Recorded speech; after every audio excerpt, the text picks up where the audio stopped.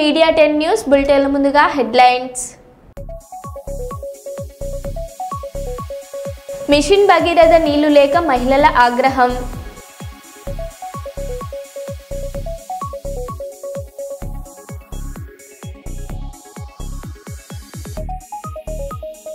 Kurnool stadium ఎదుట mobile క్యాంటీన్ల రభస.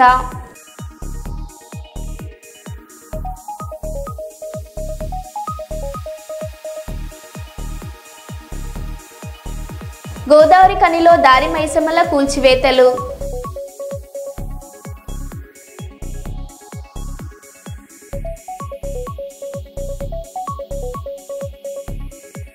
ఎల్లమ్మ పాటకు dance తిరగదీసిన 70 ఏళ్ల బామ్మ.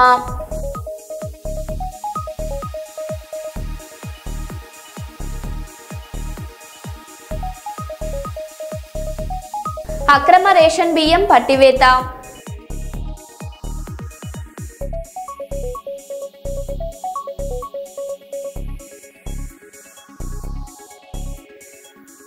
ఇక వివరాల్లోకి వెళ్తే కేసీఆర్ నాయకత్వంలో కమాండ్ కంట్రోల్ సెంటర్ను కట్టి 10 లక్షల సీసీ కెమెరాలు పెట్టి సేఫెస్ట్ సిటీగా తీర్చిదిద్దాం.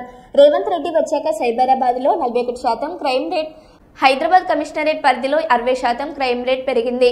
కాంగ్రెస్ పాలనలో క్రైమ్ రేట్ పెరిగి పట్టపగలే హత్యలు, దొంగతనాలు, పారిశ్రామికవేత్తల తలకు తుపాకీ పెట్టడం చూస్తున్నాం. ముంబై నుండి పోలీసులు వచ్చి హైదరాబాద్ లో డ్రగ్స్ పట్టుకున్నారంటే రాష్ట్రంలో హోంశాఖ ఎంత దయనీయ స్థితిలో ఉందో అర్థం చేసుకోవచ్చని కేటీఆర్ అన్నారు. 41% క్రైమ్ రేటు సైబరాబాద్ లో పెరిగింది. హైదరాబాద్ కమిషనరేట్ పరిధిలో 60% పెరిగింది. నువ్వు వచ్చిన తర్వాత ఇవాళ డే లైట్ మర్డర్లు, డే లైట్ రాబరీలు, పారిశ్రామికవేత్తల తలకు తుపాకులు. ఇది అయిన మాట వాస్తవం కాదా? నీ ప్రభుత్వం ఎంత అధ్వానంగా ఉన్నదో, గన్ కల్చర్ ఇవాళ ఎంత పెరిగిందో నువ్వు వచ్చినాక ఈ విషయంలో చర్చకొస్తావా? ఆఖరికి నీ ప్రభుత్వం ఎంత దిగజారిపోయింది అంటే, నువ్వు ముఖ్యమంత్రివి, నువ్వే హోంమంత్రివి, కానీ నీకు ఖబర్ లేదు.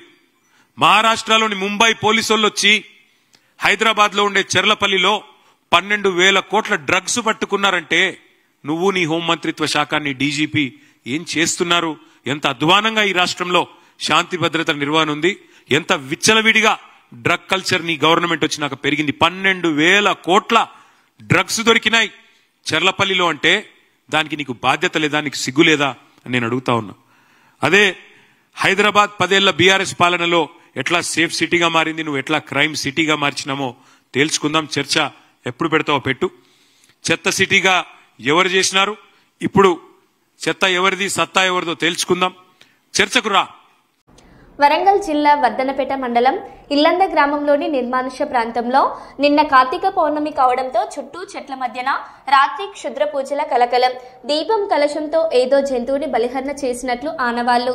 భయాందోళనకు గురవుతున్న ప్రజలు. గతంలోనే ఇలా జరిగినట్లు చెబుతున్న గ్రామస్తులు.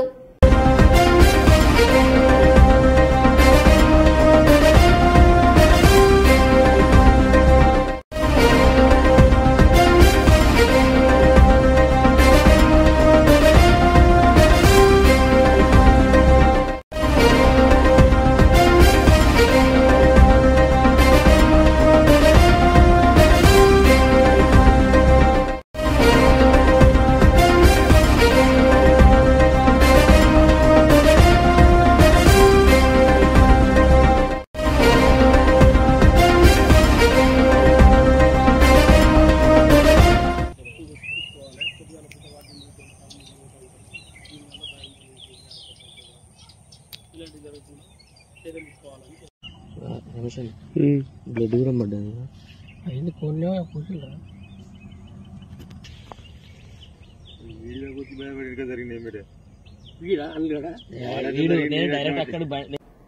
ట్రాన్స్జెండర్ పుష్పితాలయకు వరంగల్ ట్రాన్స్జెండర్ అసోసియేషన్ అధ్యక్షురాలు లైలా వార్నింగ్.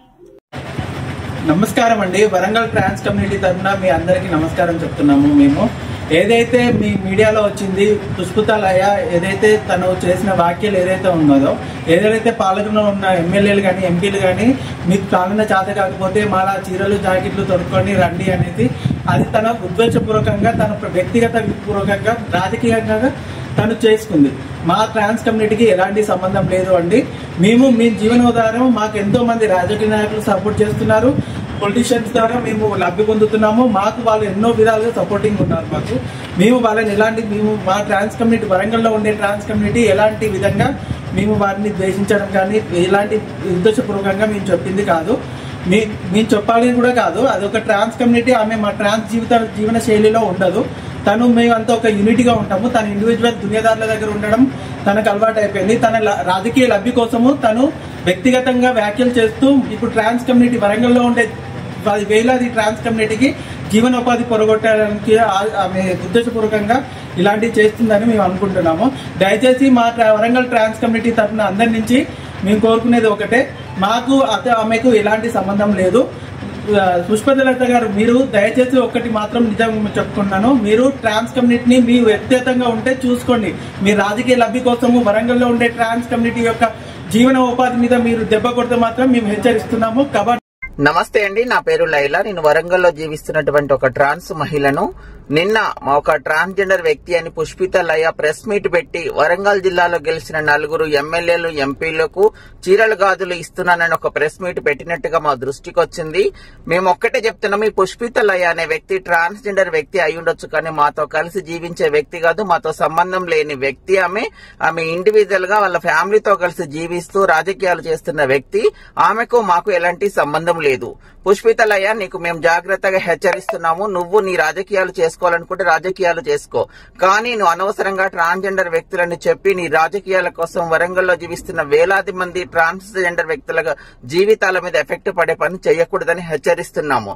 మాకు వరంగల్లో ఉన్నటువంటి ఎమ్మెల్యేల ద్వారా, ఎంపీల ద్వారా, రాజకీయ నాయకుల ద్వారా, అధికారుల ద్వారా మాకు మంచి గౌరవం ఉంది, సపోర్ట్ ఉంది. మాకు అన్ని రకాలుగా వాళ్ళు సపోర్ట్ చేస్తున్నారు. కాబట్టి ఎక్కడ లేని విధంగా వరంగల్లో జీవిస్తున్నటువంటి ట్రాన్స్ మహిళలము, హిజ్రాలము చాలా గొప్పగా జీవిస్తున్నాము. ఇది అందరికీ తెలిసిన విషయము.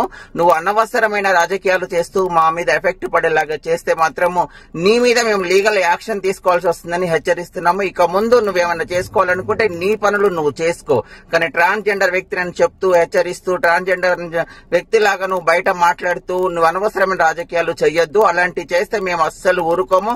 గతంలో నీకు చెప్పడం జరిగింది, ఇప్పుడు కూడా చెప్తున్నాము, నీకు మాకు ఎలాంటి సంబంధము లేదు. జూబ్లీహిల్స్ నియోజకవర్గంలోని క్రైస్తవ సంఘాల ప్రతినిధులు, ఫాస్టర్లు ముఖ్యమంత్రి రేవంత్ రెడ్డిని కలిశారు. ఈ సమావేశంలో పలువురు మంత్రులు, ఎమ్మెల్యేలు మరియు కాంగ్రెస్ నాయకులు హాజరయ్యారు.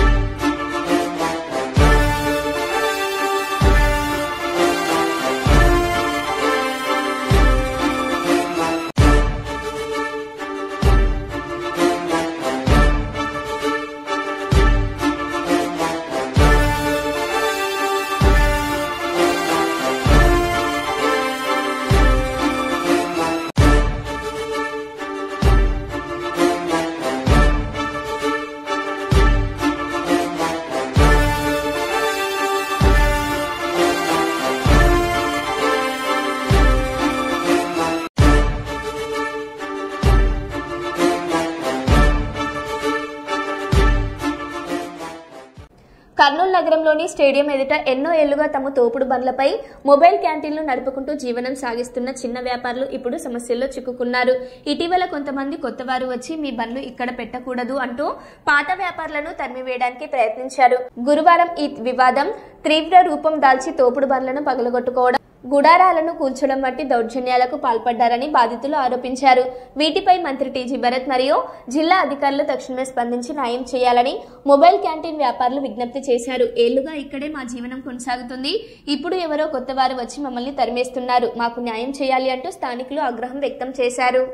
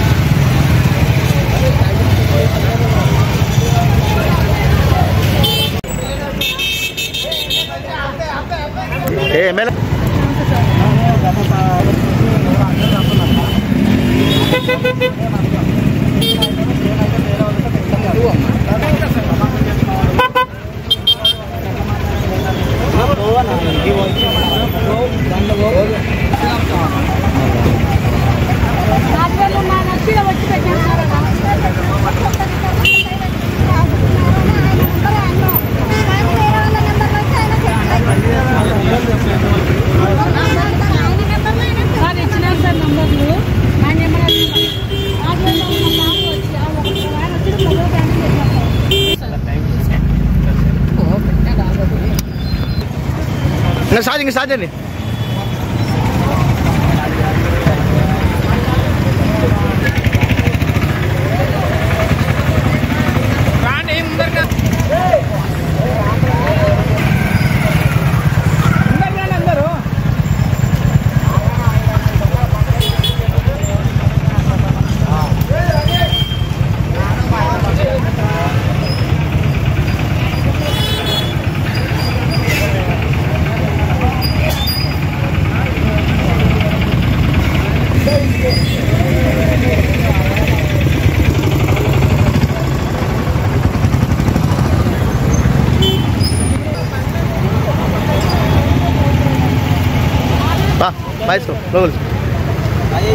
మాకు గత 15 ఏళ్ళ నుంచి 20 ఏళ్ళ నుంచి మేము బతుకుతున్నాము. మున్సిపాలిటీ అధికారులు తర్వాత రాజకీయ నాయకులు వీళ్ళంతా ఇన్వాల్వ్మెంట్ అయ్యి మేము బతికే వాళ్ళని బతకనీయకుండా చేస్తున్నారు. ఏమనంటే నేను మినిస్టర్ పిఏ గారు చెప్పారు, కమిషనర్ చెప్పారు, ఇలాంటి చెప్పుకుంటూ పోతున్నారు. మేము పాత వాళ్ళం ఎలా బతకాలి, ఏ రూట్లో బతకాలి అంటే సేమ్ ఐటమ్ ఉన్న ఐటమ్ పెడితే మేము ఎలా బతకాలి చెప్పండి. మేము ఆల్రెడీ ఫస్ట్ చెప్పాము. కమిషనర్ గారు చెప్తే సరే అండి మీరు అంతా అడ్జస్ట్మెంట్ చేసుకొని మీరు ఒకటిగా చూసుకోండి అని చెప్పారు. ఆయన వినట్లేరు, ఒక్కొక్కరు ఒక్కొక్క పేరు చెప్తున్నారు. ఎవరు చెప్తాను అదే మన కమిషనర్ గారికి ప్లస్ మన టీజీ భరత్ సార్ గారికి మేము దయచేసి మేము రిక్వెస్ట్గా చేస్తున్నాము. మా పాత వాళ్ళని మమ్మల్ని బతికించాలనే ప్రార్థనతో మీకు వేడుకుంటున్నాము. మమ్మల్ని ఒకసారి మీరు దృష్టికి చూసుకోండి. మేము యూనియన్గా కావాలని భరత్ సార్ యూత్గా కూడా ఉన్నాము, అయినా మమ్మల్ని ఎవరు పట్టించుకోవట్లేదు. సో యూనియన్ లేదని చెప్పేసి మమ్మల్ని ఇది చేస్తున్నారు. యూనియన్గా కూడా మేము సెట్ అవుతున్నాము. నెక్స్ట్ టార్గెట్ మేము హైకోర్టు కూడా పోవడానికి కూడా సిద్ధంగా ఉన్నాము. దీనికి వాళ్ళు మాకు అనుకూలంగా ఇస్తేనే బాగుంటుంది. నా పేరు మురళీమోహన్ అండి. ఓకే 30 సంవత్సరాల నుంచి మా మామ వాళ్ళు బండి పెట్టుకొని బతుకుతున్నాము. ఇప్పుడు కొత్త వాళ్ళు వచ్చి కమిషనర్ చెప్పినారు, వాళ్ళు చెప్పినారని మా బండి పక్కన పెట్టి కొంచెం కూడా స్పేస్ ఇవ్వకుండా పెట్టుకొని చేసి మేము ఎట్లా బతకాలా? అందుకని మేము కమిషనర్ గారికి విన్నవిస్తున్నాము. సార్ దయచేసి మాకు కొంచెం స్థలం కేటాయించి కొత్త వాళ్ళను ఎక్కడ ఎవరికి స్పేస్ ఇచ్చింటే ఆ స్పేస్లో వాళ్ళనే పెట్టుకోమని చెప్పండి. వాళ్ళు మాకు ఈ స్పేస్ ఇచ్చినారు, మాకు ఇది ఇచ్చినారు అని చెప్పి పక్కన పెడితే అది ధర్మం కాదు సార్. హైదరాబాద్ శివార్లోని అలియాబాద్ మున్సిపల్ పరిధిలో ఉన్న రామాలయం కాలనీ మహిళలు గత 3 రోజులుగా మిషన్ భగీరథ నీరు అందక తీవ్ర ఇబ్బందులు ఎదుర్కొంటున్నారు. త్రాగునీరు అందించాలంటూ ఖాళీ బిందెలతో వీధుల్లో నిరసన తెలిపారు. అధికారులు ఫోన్ చేస్తే ఒకరిపై ఒకరు నిందలు వేసుకుంటున్నారని మహిళలు ఆవేదన వ్యక్తం చేశారు. త్రాగునీటి సమస్యను తక్షణమే పరిష్కరించాలని ప్రభుత్వాన్ని డిమాండ్ చేశారు.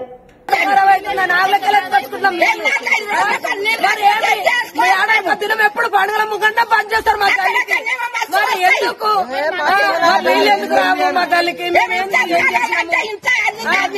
తల్లికి ఏం తప్పు పనిగా ఆడుతుంది? మరి నీళ్ళు ఇస్తారా? మాకు చెట్టు కొట్టారు, లైట్ కరెక్ట్ ఉండదు, ఏది కరెక్ట్ ఉండదు. చెట్టు కొట్టి తీసుకొని పోయింది. మరి ఎందుకు ఉండదు తల్లికి? మరి ఏం ఖరాబ్ ఉంది?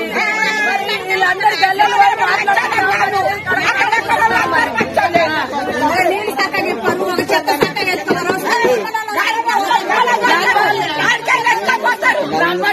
కూర్చుంటాం, రేపు ఎల్లుండొచ్చు, 3 రోజులు చేస్తాం. బిందెలు నీళ్ళేంది? పండుగలు అప్పుడే అయిపోయాడు. ఎప్పుడు 3-4 రోజులు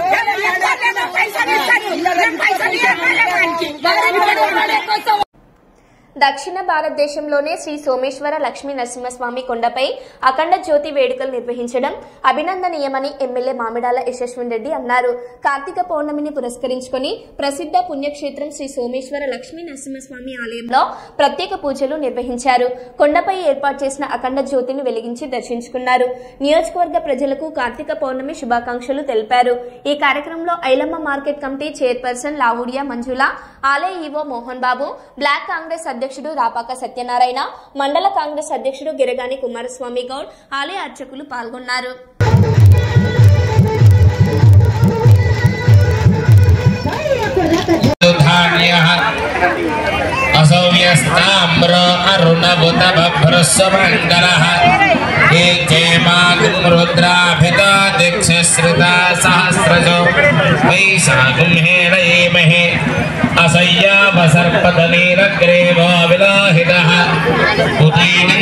महादेवाय त्र्यंबकाय त्रिपुरांतकाय त्रिकाग्निकालाय नीलकंठाय मृत्युंजयाय सर्वेश्वराय सदाशिवाय श्रीमन्महादेवाय नमः।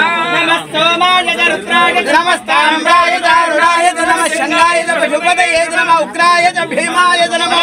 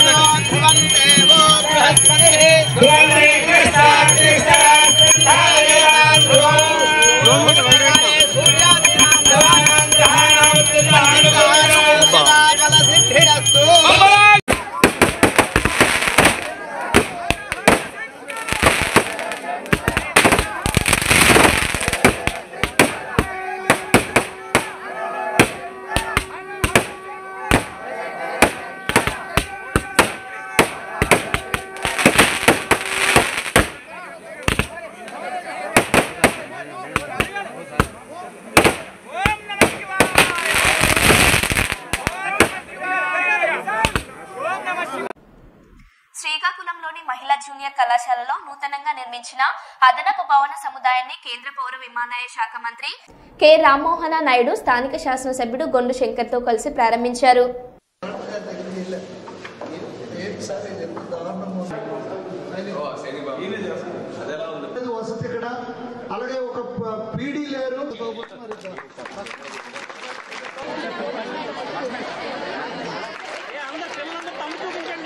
ఎడ్యుకేషన్ సెక్టర్లో దేశంలోనే నంబర్ 1గా ఉండాలి అని ప్రతి ఒక్క స్కూల్లో ప్రతి కాలేజీలో కావాల్సినటువంటి ఇన్ఫ్రాస్ట్రక్చర్ నుంచి కరికులం దగ్గర నుంచి స్టూడెంట్స్కి ఏవేవైతే ఫెసిలిటీస్ మనం క్రియేట్ చేయాలో వాళ్ళని ఇన్స్పైర్ చేయడం మోటివేట్ చేయడానికి ఎలాంటి ఎన్వైర్న్మెంట్ స్కూల్స్లో కాలేజెస్లో క్రియేట్ చేయాలో ఆయన ఈరోజు సంస్కరణలు తీసుకొని వచ్చి ఆంధ్రప్రదేశ్ రాష్ట్రాన్ని ముందంజలో పెడుతున్నారు. సో అదే రకంగా ప్రజాప్రతినిధులందరూ కూడా లోకేష్ అన్న గారితో ఇన్స్పిరేషన్ తీసుకొని ఎక్కడికక్కడ స్కూల్స్ని దత్తత తీసుకోవడం, స్కూల్స్లో యాక్టివిటీస్లో పాల్గొనడం ఇవన్నీ కూడా చేస్తున్నారు. అందులోనే భాగంగా నేను ఇదే స్కూల్కి పేరెంట్ టీచర్ మీటింగ్లో అటెండ్ అయ్యాను. నాకు కూడా ఈ స్కూల్కి ఒక కరెక్షన్ ఉంది. మా తల్లి కూడా చదువుకున్నటువంటి స్కూల్ ఇది. అందుకని ఇక్కడ ఈ యొక్క జూనియర్ కళాశాలలో ఏదైతే పిల్లలు కొన్ని సందర్భాల్లో బయట కూర్చొని ఎండల్లో కూడా కూర్చొని చదువుకోవాల్సి వస్తుంది. ఎందుకంటే టౌన్లో ఉండడం వల్ల డిమాండ్ ఎక్కువ ఉంది. అసలు వాస్తవానికి అడ్మిషన్స్ టైంలో చాలా మందికి క్లాస్ రూమ్స్ లేక అడ్మిషన్స్ కూడా రిజెక్ట్ చేయాల్సిన పరిస్థితి వస్తుంది. అందుకని అది ఇమీడియట్గా అడ్రస్ చేయాలని చేసి గోదావరిఖని పట్టణంలో దారి మైసమ్మల కూల్చివేతలు స్థానికుల ఆగ్రహానికి కారణమవుతున్నాయి. ఏకంగా పాతకాలం నాటి భక్తి స్థలాలుగా భావించే దారి మైసమ్మ విగ్రహాలను ఎవరో గుర్తు తెలియని వ్యక్తులు కూల్చివేయడం స్థానిక భక్తజనులను కాల్చివేసింది. తెలంగాణలో రాయిని దేవుడిగా భావించే ఆచారం వేల ఏళ్లుగా కొనసాగుతుంది. రహదారి పక్కన ఎక్కడైనా ప్రమాదాలు జరగకుండా కాపాడాలని నమ్మి ప్రజలు దారి మైసమ్మను ప్రతిష్ఠించి పూజలు నిర్వహిస్తూ వస్తుంటారు. ఇదిలా ఉంటే గోదావరిఖని పట్టణంలోని ప్రధాన రహదారుల వెంట ఉన్న ఈ మైసమ్మ విగ్రహాలను కూల్చివేశారు. స్థానికంగా ఉండే కొంతమంది ప్రజలు, వ్యాపారస్తులు వారి దుకాణాల సముదాయాల ముందు ఉదయం లేచి చూసేసరికి మైసమ్మ విగ్రహం లేకపోవడంతో షాక్కు గురయ్యారు. చుట్టుపక్కల విచారించగా రాత్రి వేళల్లో ఎవరో వ్యక్తుల విగ్రహాలను కూల్చివేసినట్టు భావిస్తున్నారు. గోదావరిఖని పారిశ్రామిక ప్రాంతంలోని దారి మైసమ్మ విగ్రహాలను తీసివేయడం ఎప్పుడూ చర్చనీయాంశంగా మారింది. ఈ ఘటనపై ప్రజలు తీవ్ర ఆగ్రహం వ్యక్తం చేస్తున్నారు.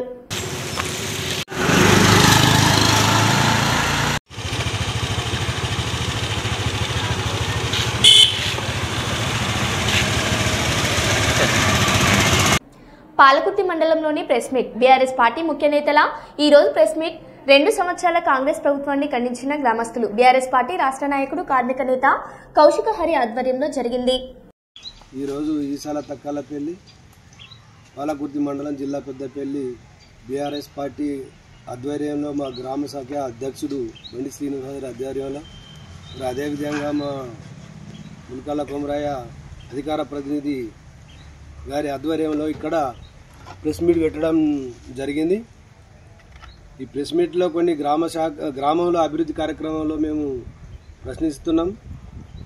గ్రామంలో అభివృద్ధి అని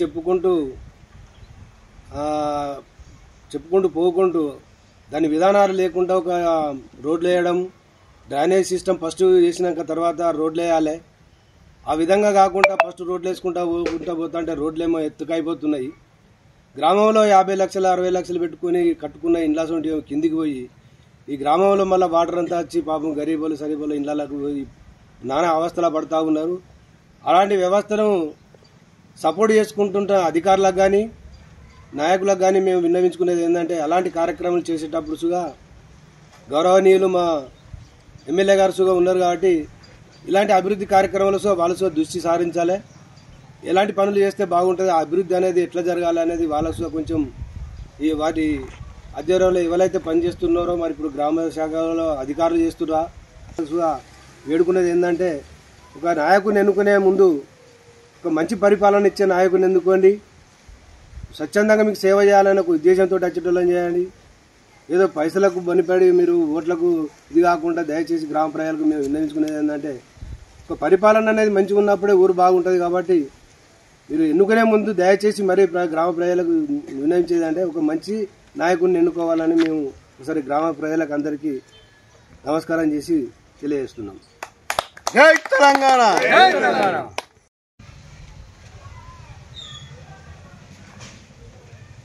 పాలకుర్తి మండల ప్రజలకు, అదేవిధంగా పత్రికా విలేకరులకు అందరికీ నమస్కారం. ఈరోజు తక్కలపల్లిలో బీఆర్ఎస్ పార్టీ అధ్యక్షులు బండి శ్రీనివాస్ గౌడ్ గారి ఆధ్వర్యంలో పత్రికా విలేకరుల సమావేశం ఏర్పాటు చేయడం జరిగింది. దీని ఉద్దేశం ఏంటంటే,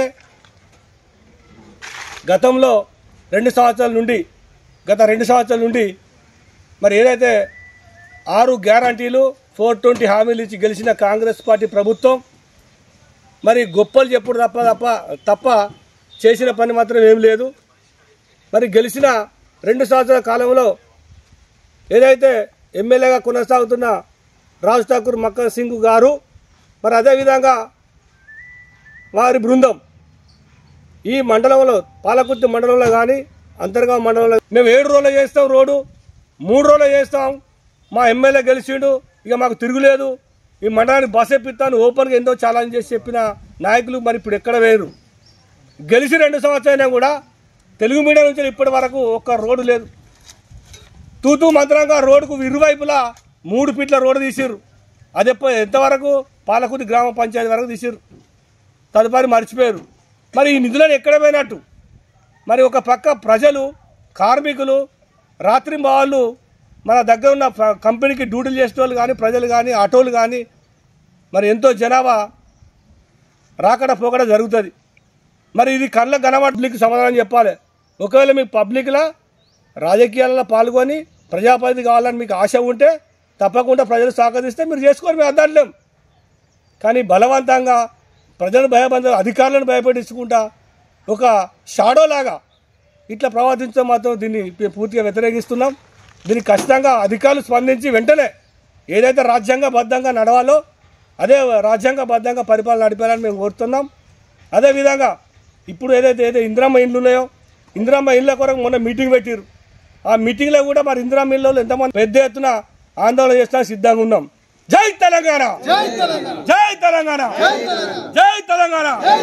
కేసీఆర్ గారి నాయకత్వం, కేసీఆర్ గారి నాయకత్వం, కేటీఆర్ గారి నాయకత్వం, కేటీఆర్ గారి నాయకత్వం, కొప్పులేశ్వర నాయకత్వం, కొప్పులేశ్వర నాయకత్వం, కోరుకంటి జన నాయకత్వం, కోరుకంటి జన నాయకత్వం, కౌశిక నాయకత్వం, కౌశిక నాయకత్వం. జై తెలంగాణ. బులెటిన్లో మళ్ళీ కలుద్దాం. Stay tune.